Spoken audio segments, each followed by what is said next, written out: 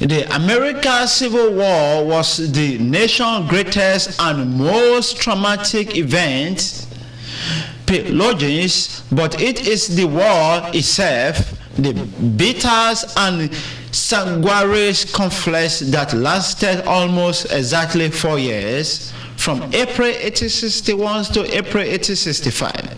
That is the centrepiece of this history.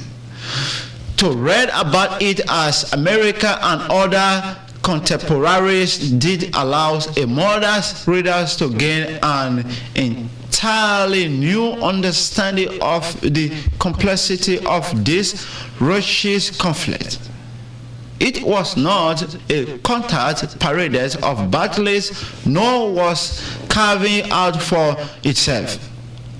War had a tendency to create their own momentos, and the unpredictables and unnovice momentos of the Civil War is evident in the page of the Times. The national conversation about the relationship of the slavery to reunions, for example, beginning almost at S and lasted throughout the war and into the Reconstruction era. The understanding of the protocols of war, what today we will call the rules of engagement, changing constantly too.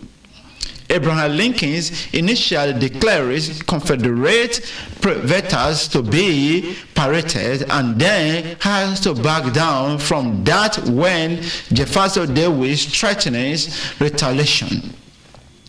As Abraham Lincoln made the decision to allow black men and women to serve in the Union Army, Davis insisted that black men under arms would be considered as escaped slaves and would be sold back into slavery, and that their white officer would be treated as duties of forbidding a slave rebellions and executed on the spot. Other issues included the treatment of prisoners, the protection of noncombatants, and the legitimacy of targeting factories and farms, emerging as progressing. Throughout it, all truthful men with various perspectives considered and debated the meanings of those changes in American history. The cost of the war, both in dollars and in human life, astonishing everyone. As appalling as the losses in the battles of First Bull Run in the summer of 1861 seeming at the time, they are appalling by comparisons to the losses at Shiloh in 1862, and those in turn pale in the comparisons to the killing at Gettysburg.